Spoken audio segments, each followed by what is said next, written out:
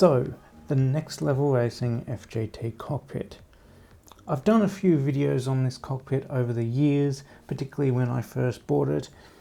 However, now my opinions have changed, the market has changed. Companies are now making different cockpits than what they were a few years ago. My videos on the FJT cockpit do still pull in quite a few views. I just feel like I need to update that because things aren't the same as they were.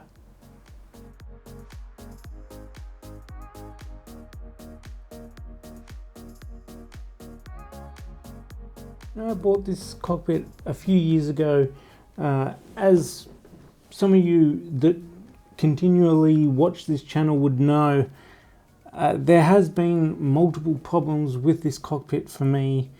When I was first building the cockpit, there was a lot of metal filings and things like that in there. I didn't particularly have any issues building it other than that. The triple monitor mount is different, however. I did have many problems with that, and that in fact was probably one of my biggest downfalls to this cockpit, that integrated monitor mount. I could never quite get my monitors to line up properly. Even though this was specified for 27-inch monitors at that particular time. I do have 27-inch monitors and I could never get them to match up properly. I had to do some modifications to actually make it line up. As you actually might be able to see in the display there, there's massive sag here. Like, this is much lower than actually what it's probably should be. Now, in Next Level Racing's defense, they have now come out with an update for the sag. There is additional stands that you can put here, and that will help with sag. However, my problem isn't necessarily with the sag, although that is a problem. Every 27-inch monitor is a little bit different. Some a little bit fatter at the back end, which is actually going to help with this particular monitor mount. Unfortunately, these monitors that I have here are very thin, and so when you actually put it up against the outer legs, I guess you could say, of the triple monitor mount, it creates a massive gap there that you can't fill. So you have to be able to bring out the outer monitors to be able to bridge the gap. And I did a fix for that. There is a video for that on my channel if you wanted to see that, on what I did to fix that. But even then, on top of that, once you do modify everything, you've created a bit of sag. And again, for some of you, you might not need to create the sag. You might not need to do the additional modifications that I created. But that's the problem with this, is that there is not enough adjustability with this monitor mount to compensate for different 27-inch monitors. And that's my biggest issue here with the monitors. Now, obviously there is the freestanding monitor mount as well, but I don't know if I even would want the additional supports that come with this, because that means I have to have more legs coming down. And as you can see, I don't have the room here. And it's more legs that are going to get in the way that I just don't have room for. And also, it's pretty loose, if I'm being honest. I mean, look at these monitors shake. Like, I'm not using a lot of force here. Like, one finger. Like, look at the monitors shake. Now, if you're using a single monitor, maybe an ultra wide or something like that, you're not going to have an issue with the alignment. However, you will still have issues with movement. Unless you go a freestanding monitor, which is considerably more expensive than the 199 Australian dollars that these are currently for sale for. And then you also need more space to put the legs out and all that as well, which again, I don't really have space for. And anyway, enough about the monitor mount. I don't want to talk about it. It's something that has really annoyed me about this cockpit. Yet, it's just a terrible design. They've tried to fix it. They've redesigned a few things. They've actually based where the monitors come in now, I believe, off new sketches that I've seen. But again, that still doesn't fix my problem of adjustability and it needing to adjust more. So yeah, on the cockpit, let's forget about the monitor mount.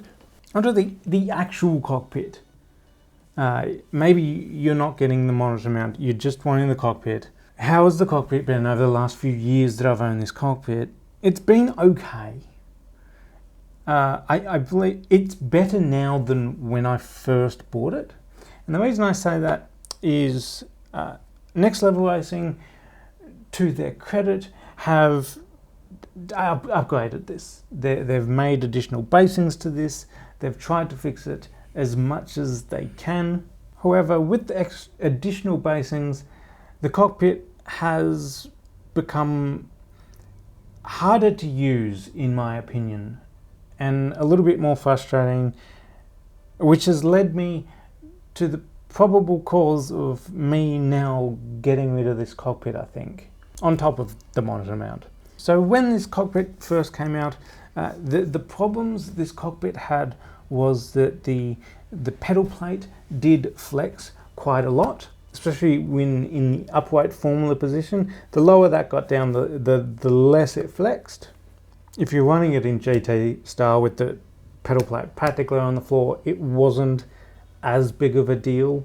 But in formula, which is I guess what most people were probably wanting to use this cockpit for, otherwise you'd go the GT track or something like that, you're going to have that problem.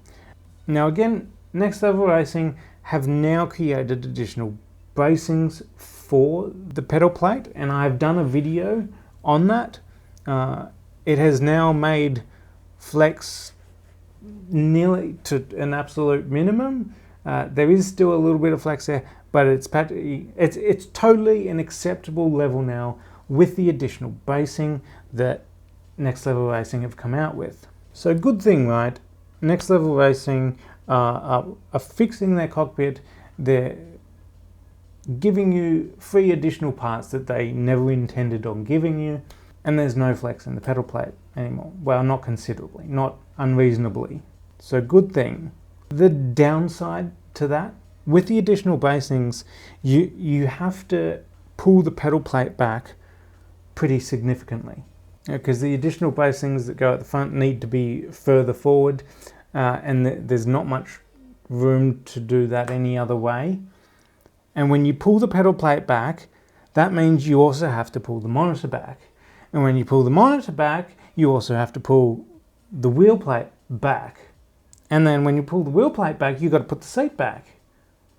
The problem with that is you can't put the seat back anymore, because this cockpit was not initially designed to have that on there. And for 6 foot me, it doesn't work.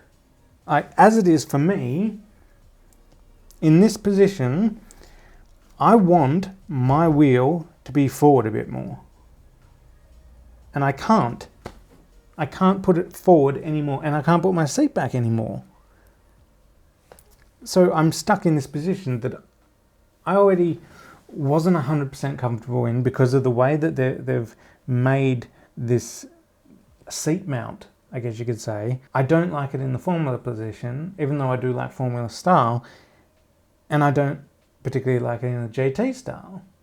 But I would probably say if I had the GT position on the seat is slightly better, but then it's flat, and I don't like flat.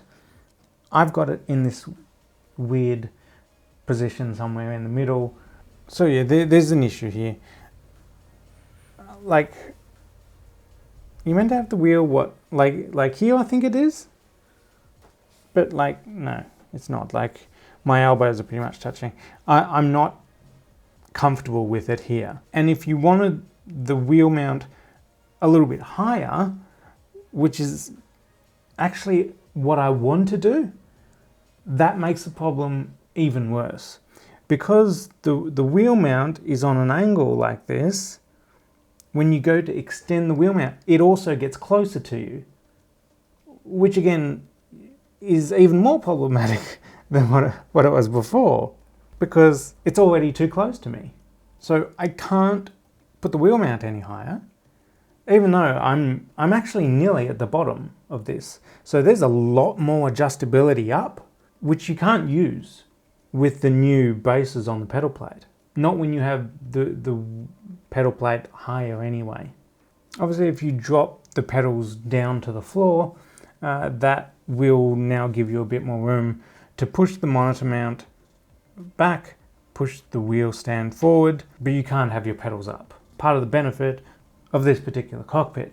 Because when you go to the GT Star, you can put those additional bracings back behind or not use them at all and just have the pedal plate on the floor on that front plate area. But then when you do push everything forward and you are going to GT style and you're raising the back of the seat up, you've got another problem. Because as you raise this, yeah, you can push this forward more now. As you raise it is getting closer to you. It also creates even more wobble because my particular version doesn't have any bracings on it. The new versions that you would buy right now do come with additional braces that come from here down to the floor. So that does fix some of this wobble up and all the movement. But then you have a problem of getting out of your cockpit because you've got a big metal bar down there and then you got to, you practically have to dislocate your knee to get out and in. But jumping back onto what I somehow got sidetracked from with those additional bracings is when you do put this into GTSR, you raise it up, it gets closer to you, and again, you can't put the seat back.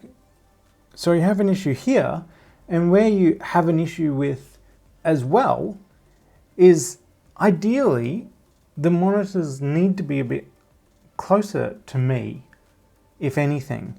And as you raise this up, the gap between the steering wheel and the monitors also increases as you're lifting this up. So no matter what you do with this cockpit, you can't get comfortable. For me, this is personal preference here. There's some people out there that will be comfortable in theirs and it's find the right position for them. Everybody is different. But for me, I can't get comfortable in this cockpit. It's always been a compromise with something. And I was debating asking Next Level Racing for the additional bracings to make this cockpit a little more rigid. But I don't actually want bracings here. I feel like it would make it even more difficult for me. And will it get rid of all this flex? I don't think it will. On top of that, another thing that has quite a lot of play, I can use it as a rocking chair. Like, literally, that's not even me putting a lot of pressure on that. Sometimes when I'm just on the computer, just playing around on whatever website I'm on, I do just use it as a rocking chair. Because it does have that function. On top of that, my gear shifter thing is all the way up here, which I can't really put a shifter or something on there. It's too far away. I mean, I'm not using a shifter at the moment anyway, but for people that do, that would be a problem. It's all the way over there. And it can't come down because there's no mounting holes here to mount it into where I guess the seat mounts. And not to mention, I don't think it's probably strong enough anyway. To be honest, I just don't think adjustability was in mind when someone designed this cockpit. Or at least enough of adjustability. I don't know that someone designed this and then let's get them to build a prototype and just put it in a few different positions and see if I can get comfortable in it. I don't see how someone could have signed off on that monitor mount. I don't see how someone could have signed out the way this seat goes up and down in the Formula or GT style position. So yeah, I think comfort wise, as this has progressed a bit more, I've probably become less and less comfortable in this cockpit.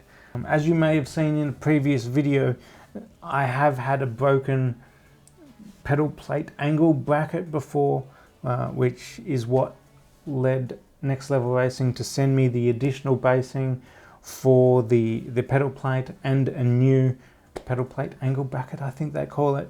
And may I say to them, thank you. And I do this review Is it a review? Probably not. I do this to help them out in a way. I want this cockpit to be better value for money, and I want them to come out with a Mach 2 version of this that fixes these issues. So please don't think I'm against Next Level Racing in any way. I do thank them for sending out additional parts for me, even though it was out of warranty when it did break. So for me, the customer service with Next Level Racing has been good. I don't think there was enough thought put into a lot of the design of this, and maybe people should have been a little bit more picky with certain areas. Now, I'm not saying that I regret buying this, because I don't. I think at the time it was a reasonably good value for money cockpit. As time has progressed, more and more sim manufacturers have actually been coming out with, I guess most people would know them as 80-20 style cockpits, aluminium extrusion type of cockpits, and those style cockpits I think are starting to take over the market a bit. Even Next Level Racing themselves have now come out with an FGT Elite cockpit, so you can buy, I guess you could say, a better version of this, a more adjustable version of this. And I think the Next Level Racing FGT cockpit, the Elite cockpit, is probably considerably better than this. It'll be stronger because it's made out of aluminium extrusion. So aluminium extrusion is at least filled to a certain extent. It's a lot more rigid. There's no twist or play to this. It's a lot heavier.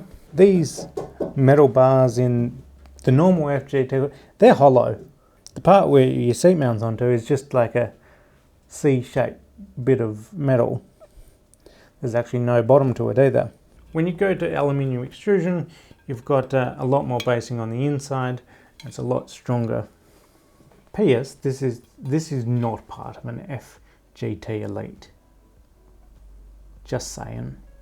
Now, as I write this, obviously the prices are going to be a bit different all around the world from different suppliers. All I can speak for my supplier here in Australia, if you're looking to get an FGT cockpit with the monitor, you're looking at about $1,000 Australian dollars, 998 to be precise.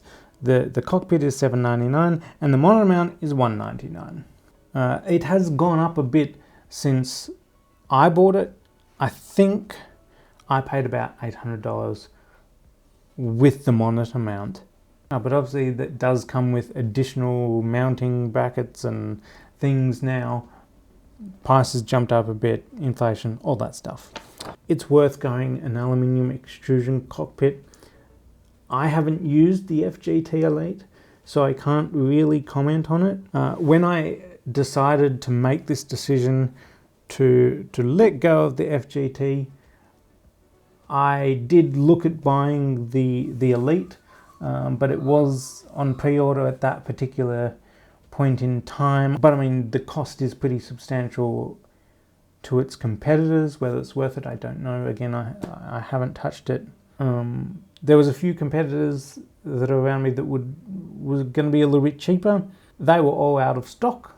There was a supplier that I won't name that did have a cockpit that I wanted in stock, but when I messaged them, they didn't reply to me, at least for a few days. And so after a few days of not getting a reply from that manufacturer, I decided that I would just design and make my own and have it delivered next day.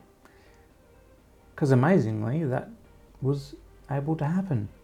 So I'll probably be doing some videos on that, how to design your own cockpit, or to make your own custom cockpit maybe.